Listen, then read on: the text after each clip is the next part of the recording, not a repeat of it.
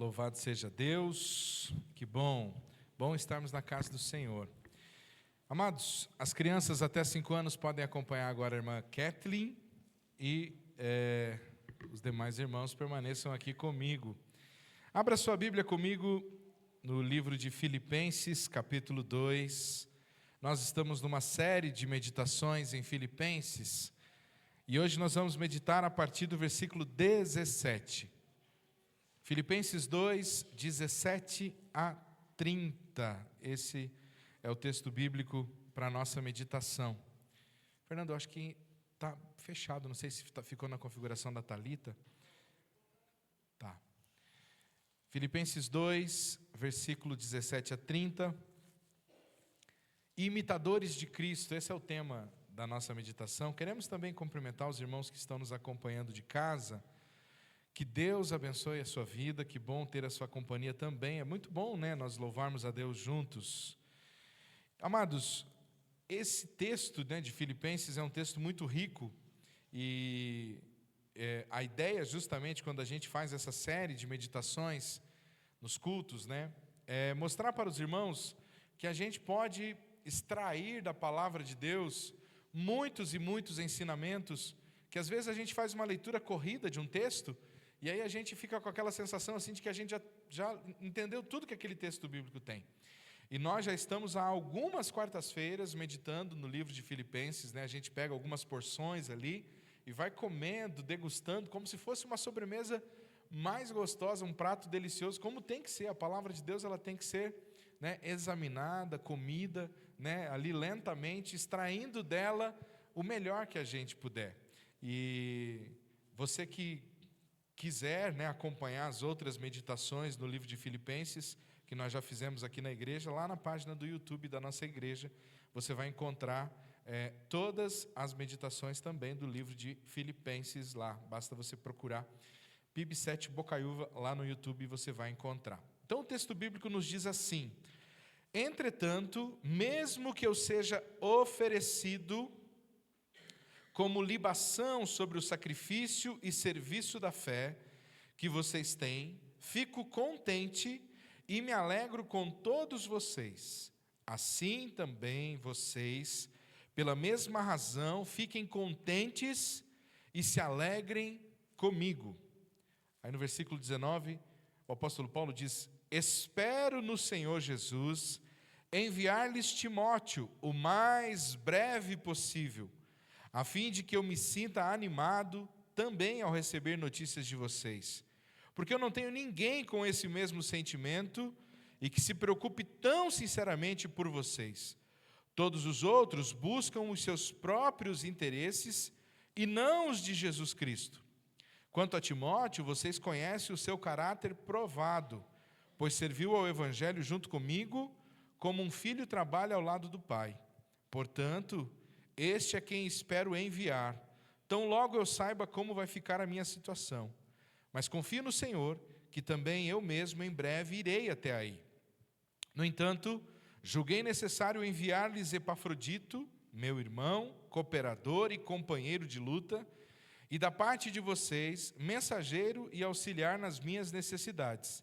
Ele tinha muita saudade de todos vocês e estava angustiado porque vocês ficaram sabendo que ele adoeceu. De fato, adoeceu e estava à beira da morte, mas Deus se compadeceu dele. E não somente dele, mas também de mim, para que eu não tivesse tristeza sobre tristeza. Por isso, tanto mais me apresso em mandá-lo, para que, vendo-o novamente, vocês fiquem alegres e eu tenha menos tristeza.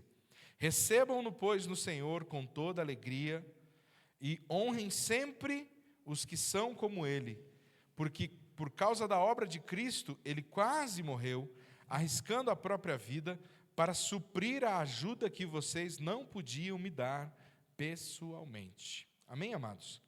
Esse texto, num primeiro momento, parece um texto assim um tanto quanto árido, né? O que a gente pode tirar de lição aqui desse texto, dessa porção, dessa parte da carta do apóstolo Paulo à igreja de Filipos? Então, só recapitulando algumas coisas importantes. Paulo escreve essa carta enquanto ele estava preso em Roma. Ele envia essa carta justamente envia essa carta por mãos de Epafrodito, esse irmão. Está aí um bom nome para quem futuramente for ter filho homem. Epafrodito é um bom nome para você colocar no seu filho, né? Epafrodito, né? Foi justamente o Epafrodito que levou essa carta. Imagine, esse homem, talvez não, eu tenho certeza que ele não imaginava que quando Paulo escreveu essa carta, né, lá na prisão, e entregou nas mãos dele, falou, leva essa carta para os irmãos lá da igreja de Filipos, ele não imaginava que essa carta era uma carta que o Espírito Santo tinha inspirado Paulo a escrever, e que ela faria parte da Bíblia. Então, foi o Epafrodito quem levou essa carta, quando voltou, né, de Roma para Filipos. Então, Paulo escreve essa carta na prisão, ele fala da alegria de Cristo. A gente já falou aqui, né, que Paulo, mesmo estando preso, não deixou de falar da alegria de Cristo, mesmo estando preso, continuou exortando os irmãos de Filipos. E hoje, irmãos, eu quero meditar com os irmãos justamente nesse tema, imitadores de Cristo. Né? O capítulo 2, Paulo, ele começa dizendo assim para os irmãos da igreja de Filipos, que eles não deviam fazer as coisas por contenda, fazer as coisas buscando os seus próprios interesses, mas que eles tinham que seguir o exemplo de Cristo. Se você olhar ali no versículo 5 do capítulo 2, ele vai dizer assim, tenham entre vocês o mesmo modo de pensar de Cristo Jesus. E aí ele vai dar o exemplo de Cristo, que mesmo sendo Deus, não usurpou ser igual a Deus, antes se esvaziou da sua glória. E aí ele vai falando da humildade de Cristo, que se esvaziou e se ofereceu. E depois ele faz uma descrição, a gente meditou na semana passada, de como o cristão tem que se portar. Nós falamos aqui que o cristão não pode ser uma pessoa murmuradora, nós falamos aqui que o cristão tem que ser uma pessoa que tem que ser exemplo, luzeiro no meio de um mundo perverso. Né? Então, Paulo vai nos mostrando como o cristão tem que se comportar. E hoje, irmãos, eu quero olhar para o exemplo do apóstolo Paulo, para o exemplo de Timóteo e para o exemplo de Epafrodito.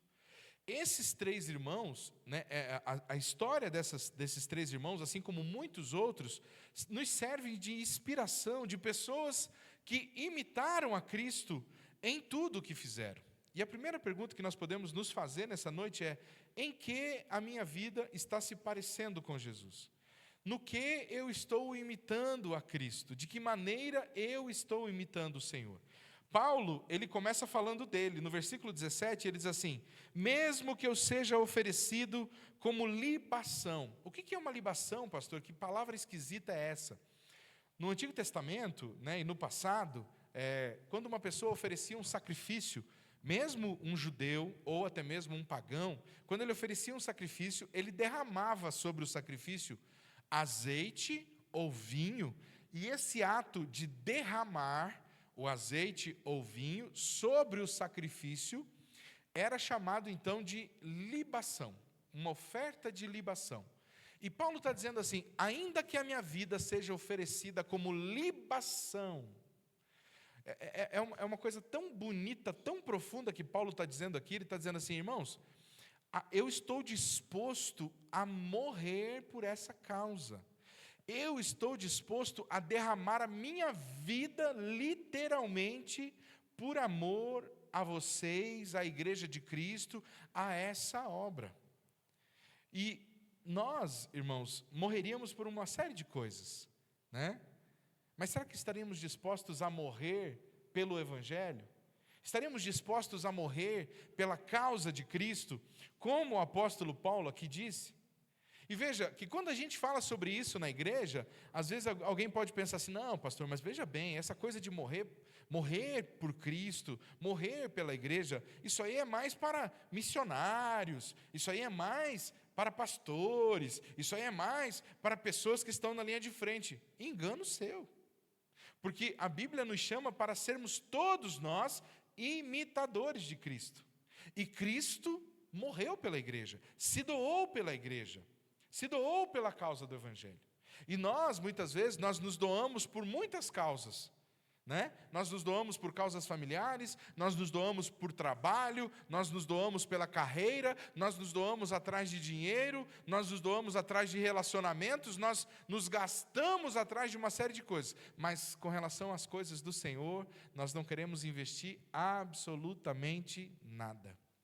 Nem a nossa vida, muito menos os recursos que Deus coloca na nossa mão.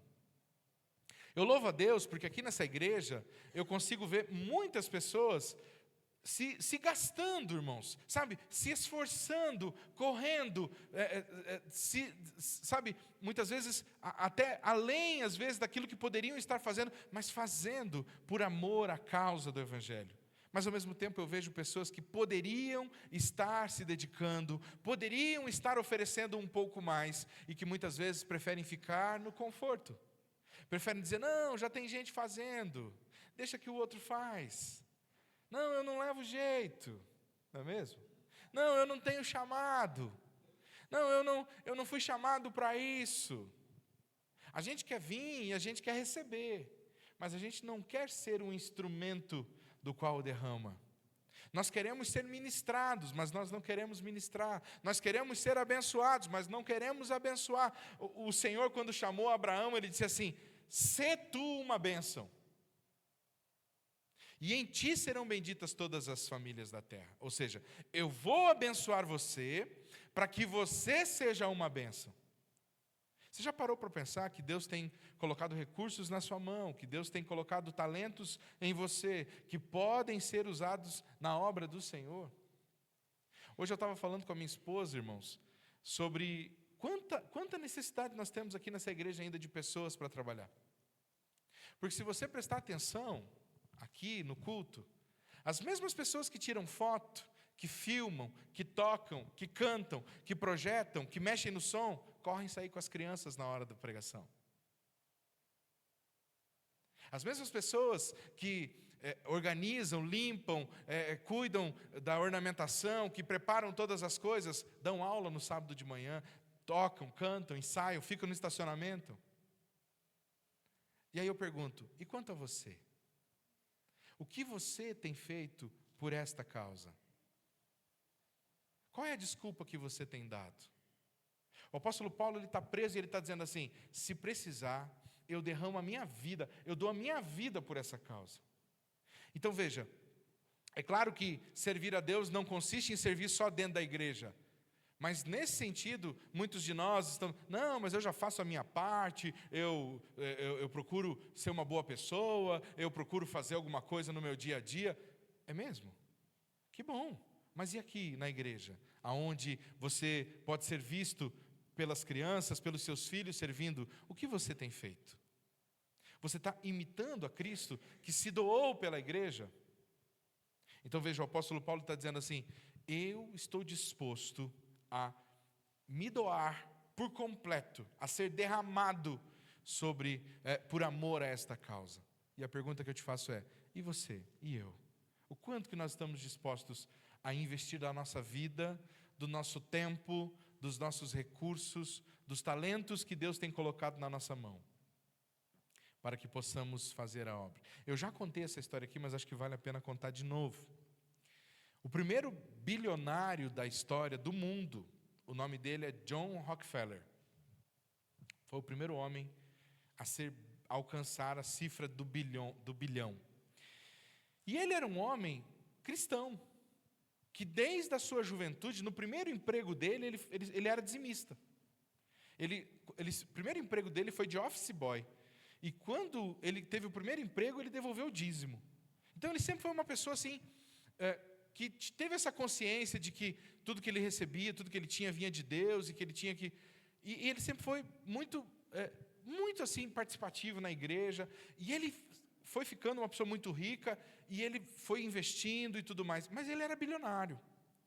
E mesmo sendo bilionário, o John Rockefeller, ele era uma pessoa extremamente doente. A alimentação do John Rockefeller consistia em bolacha e leite. Ele poderia viajar para qualquer lugar do mundo, frequentar qualquer restaurante, em qualquer lugar, mas a doença dele impedia de fazer isso. Ele tinha que ficar praticamente o tempo todo aos cuidados de médicos, numa dieta muito restrita por conta das doenças que ele tinha. E aí então, um dia, conversando com o pastor dele, ele perguntou para o pastor, falou: pastor, eu não entendo, por que Deus colocou tanto recurso na minha mão, tanto dinheiro, se eu não posso usufruir desse dinheiro? Ele falou: eu poderia viajar para qualquer lugar do mundo, eu poderia frequentar, eu poderia comprar qualquer restaurante no mundo, mas essa doença não me permite. E o pastor teve um direcionamento de Deus. O pastor disse: John, quem sabe Deus colocou todo esse recurso nas tuas mãos, não é para que você seja uma represa, mas é para que você seja um rio, que abençoa por onde passa. E você talvez entendeu errado, e você represou toda a riqueza que Deus te deu. Ele disse: não, mas eu participo de muitos projetos filantrópicos, eu sempre ajudo quem precisa. Ele disse: mas ainda assim você tem muito, você pode fazer mais. E aquilo mexeu no coração do John Rockefeller. John Rockefeller tinha um prognóstico de morrer com 30 e poucos anos de idade. Os médicos acreditavam que ele não ia passar de 35, 36 anos de idade. E depois dessa conversa com esse pastor, o John Rockefeller, ele decidiu pegar a fortuna dele e começar a investir. Ele criou universidades, ele investiu em vacinas, na pesquisas em vacinas, ele criou inúmeros orfanatos e ainda assim continuou bilionário. E ele começou a investir o dinheiro dele. E mesmo investindo, continuava tendo muito. E adivinha? Após começar a investir, após começar a abençoar, a cura veio. Ele se curou. Ele se curou não. O Senhor curou ele. John Rockefeller viveu até os 60 anos de idade. E ele pôde viajar o mundo. E ele pôde fazer coisas que antes ele não podia. Por quê? Porque ele compreendeu que Deus tinha colocado talentos, recursos na mão dele. Não era só para ele, é para que ele usasse para a obra do Senhor. Amados, há muita coisa a ser feita ainda nessa cidade de Bocaiúva. E essa igreja precisa dos talentos e recursos que Deus tem colocado na sua mão. Mas nós precisamos dizer como Isaías: eis-me aqui, envia a mim. Pastor, no que precisa? Nós vamos descobrir no que você pode ser útil. Nós temos ali as crianças, nós temos a recepção, nós temos o estacionamento, nós temos o departamento nós temos muitas coisas.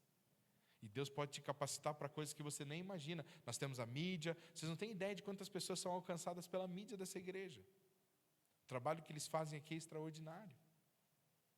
Então, o que nós estamos propondo para você nós nem estamos convidando você para ir lá para a China, se expor a um risco de perseguição. Não, a gente só está chamando você para trabalhar na igreja, para dedicar um pouquinho do seu tempo, para dedicar um pouquinho dos talentos e recursos que Deus tem colocado na sua mão.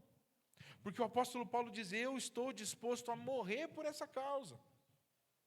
Aí ele cita, ele fala de Timóteo, né? Ele diz assim, ele fala assim: eu espero enviar-lhes Timóteo. Sabe o que eu acho interessante, irmãos? É que Paulo está debilitado, ele está na prisão, ele tinha tudo para dizer assim: não, Timóteo, né, é um alento para mim, a amizade, o companheirismo de Timóteo, é muito bom ter a companhia de Timóteo, é bom demais ter, né? Ele tinha tudo para fazer isso, ele tinha tudo para querer ficar com o Timóteo perto dele, mas ele decide enviar o Timóteo, para o Timóteo ser bênção lá na igreja, não é mesmo? Olha a visão de reino. Ele está disposto a enviar o seu amigo, a pessoa que faz bem para ele. Ele está disposto a dizer: vai lá, porque lá você vai ser mais útil. A gente tem essa coisa da gente querer tudo para a gente, de ficar tudo para a gente, de querer só para a gente, que todo mundo perto da... Não é? Paulo está dizendo: não, Deus vai prover cuidado para mim. Pode ir, Timóteo. Aliás, eu estou mandando o Timóteo aí. Por quê? Porque eu sei que ele é cuidadoso. Olha que coisa extraordinária. Olha as pessoas que conviviam com o apóstolo Paulo. Pessoas amorosas, cuidadosas, que foram aprendendo com ele, né? Que serviram com ele, e que Paulo tinha toda a liberalidade de dizer assim, eu vou mandar essa pessoa, porque eu sei que ela vai cuidar bem da obra do Senhor. Por mais que a presença de Timóteo ele pudesse ser reconfortante, pudesse ser bom, aí eu pergunto para você, será que nós estamos dispostos a amanhã ou depois enviar os nossos filhos em missão? Nós estamos dispostos, né, a enviar os nossos filhos para outro continente, para outro país, se o Senhor os chamar? Ou nós vamos ficar, ai, mas é perigoso, ai, mas será que... Né? E veja que o apóstolo Paulo diz assim, Timóteo é como um filho para mim, mas eu estou mandando ele para fazer a obra. E a gente às vezes não quer, né? Os filhos às vezes falam assim, pô, pai, mãe, eu estou pensando em ser pastor. Larga a mão desse negócio não dá dinheiro. Esse negócio de ter pastor aí não dá nada para ninguém. A gente não incentiva os nossos filhos a fazer um curso de música para servir na igreja. A gente está preparando a nossa geração para tudo quanto é coisa. Mas a gente não prepara os nossos filhos em treinamentos e coisas que eles possam ser úteis na obra do Senhor. A gente coloca os nossos filhos a fazer tudo quanto é coisa. Mas a gente não se interessa nem por aquilo que a igreja muitas vezes está oferecendo. Tem aula de canto, tem aula de teclado, tem aula de violão, tem aula de... Não, mas o esporte é mais importante. Claro que é. Não, mas o idioma é mais importante. É também. Mas as coisas de Deus em primeiro lugar. Nós precisamos preparar os nossos filhos para que eles amanhã representem a obra do Senhor. Eles façam a obra do Senhor. Eles sejam imitadores de Cristo. Essa é a nossa responsabilidade. E por último, me permitam falar sobre o Epafrodito. Essa figura é muito interessante, irmãos, porque o Epafrodito, ele veio de Filipos, dessa cidade. A cidade de Filipos ficava a 1.280 quilômetros de Roma. Imagine, naquele tempo, você fazer uma viagem de 1.280 quilômetros. A pé, praticamente. Uma viagem perigosa. E um detalhe, o Epafrodito, ele veio de Filipos trazendo uma oferta. Uma oferta. A igreja de Filipos reuniu uma oferta, e aí eles escolheram esse homem, que era um homem de confiança, para que ele trouxesse a oferta para o apóstolo Paulo. Ou seja, esse homem percorreu toda essa distância com um tesouro em suas mãos. Né? Percorreu toda essa distância com aquele tesouro, com aquela quantidade, com aquela oferta que não era dele. Chegou lá em Roma, ficou lá com o apóstolo Paulo, e aí a Bíblia vai dizer o seguinte, que ele adoeceu lá. E sabe, isso é muito interessante, irmãos, porque isso vai nos mostrar que mesmo os servos de Deus mais fiéis, mais tementes a Deus, enfrentam as enfermidades dessa vida. Num tempo em que se alguém adoece, é falta de fé, é demônio. A gente ouve essas coisas, não ouve? Se um crente está doente e a cura não vem, mas é porque está em pecado, é porque não sei o que lá. Não, olha aqui o Epafrodito. E outra, não só ele ficou doente, como ele estava doente junto lá com o apóstolo Paulo. E o apóstolo Paulo, irmãos, quantas pessoas o apóstolo Paulo curou? Muitas. Mas Deus não deu a graça do apóstolo Paulo curar o Epafrodito. Por quê? Porque é Deus quem decide quem ele vai curar e quem ele não vai curar. E amém por isso. Não foi sobre todo mundo que o apóstolo Paulo colocou a mão e orou que foi curado. Você pode ter certeza que não. Epafrodito é um exemplo disso. Epafrodito ficou, Paulo diz, à beira da morte. Você acha que o apóstolo Paulo não orou por ele? Você acha que Timóteo não orou por ele? Você acha que o Epafrodito não tinha fé? Então por que não foi curado? Porque Deus permitiu a enfermidade. Deus permitiu para fortalecer a fé até mesmo deles. A igreja de Filipos orou sobre da doença de Epafrodito, se colocou em oração por ele. Eu quero deixar claro isso, irmãos. Servos de Deus, fiéis, tementes, que dedicam a vida a essa causa, não estão isentos de enfrentar os problemas, as mazelas deste mundo. Nós temos no nosso meio irmãos amados que dedicaram a vida a essa causa e que hoje estão enfrentando enfermidades. E aí alguém pode dizer assim: pois é, mas o que adiantou? Você não entendeu nada. Se você ainda está olhando só para este mundo, o apóstolo Paulo diz que nós somos os homens mais miseráveis deste mundo, se nós esperamos as recompensas apenas deste mundo. Você e eu precisamos entender que a nossa maior recompensa não está aqui. Essa semana a gente viu ali a convocação para a Copa, né? Cada nome que era chamado, uma gritaria. Um dia, o Senhor Jesus vai voltar. E Ele vai chamar cada um de nós pelo nome. Ele vai dizer: vinde, benditos de meu Pai. Essa é a convocação mais importante da nossa vida, meu irmão. E nós temos que estar preparados para ela. Porque enquanto estivermos aqui, assim como Epafrodito, nós vamos enfrentar muitas vezes a enfermidade. Vamos enfrentar a escassez, vamos enfrentar lutas. Agora, saiba de uma coisa: Deus nunca nos abandona. Ainda que andemos por vales de sombra e de morte, o Senhor nunca nos abandona. Vale a pena gastar a nossa vida na obra do Senhor. Sabe, meu irmão, se você dedicar a tua vida para construir a sua carreira, para construir uma mansão, para comprar joias e bens, tudo isso um dia ficará, tudo isso passará. Mas a palavra de Deus diz que quando nós investimos no céu, a traça, a ferrugem, o ladrão não tem poder de roubar aquilo que nós construímos, digamos assim, no reino de Deus. Então eu pergunto para você essa noite: onde você está edificando? Para onde você tem direcionado todos os seus esforços? Você está focado apenas na sua carreira, apenas na sua vida? Você só quer ser abençoado ou você está disposto a abençoar também? Você está disposto a servir ou você só quer ser servido? Porque no reino de Deus, nós precisamos imitar a Cristo. Cristo veio a este mundo e disse: no reino de Deus, o maior não é aquele que é servido. O maior é aquele que serve. Há uma história muito interessante para encerrar.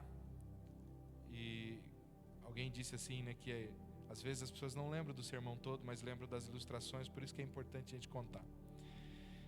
Um casal de missionários voltava de uma missão, e no mesmo navio que eles estavam, estava o time de futebol da nação deles. E o time de futebol tinha ganhado a Copa. E quando eles chegaram no porto, havia uma grande recepção para o time. Fanfarra, faixas, pessoas com cartazes, comida, bebida. Uma grande festa para recepcionar aquele time de futebol que voltava dos jogos. E não havia ninguém esperando aquele casal de missionários. Ninguém. Por um instante a esposa questionou o marido, disse: será justo que a gente que dedica a vida a algo muito mais importante, a algo eterno, a gente que se expôs a perigos, a gente que tem gastado a nossa vida, a vida toda nessa obra, E aí a gente chega aqui, não tem ninguém esperando a gente. Não tem uma placa, não tem uma faixa, não tem uma banda, não tem uma homenagem, não tem nada. E aí, o missionário, marido, já idoso, disse para ela: meu amor, é que você não entendeu, que nós ainda não chegamos em casa. Esse não é o nosso lar.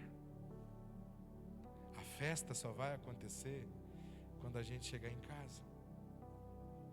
Nós ainda temos muito trabalho a fazer, por isso que não tem uma festa nos esperando. Meu irmão, tem muito trabalho a fazer na sua família, nessa cidade. Se você deseja servir, há um lugar para você aqui nessa igreja, para você ser útil na obra do Senhor, para você ser bênção na vida das pessoas. Porque enquanto nós vamos servindo, Deus vai cuidando de nós. Enquanto a gente vai abençoando, Deus vai nos abençoando. Enquanto a gente vai usando os recursos, dons, talentos que Ele coloca na nossa mão, Deus vai suprindo as nossas necessidades. É assim que Deus faz. Quero orar com você nessa noite. Você que tem o desejo de ser um imitador de Cristo, fique de pé e vamos orar juntos.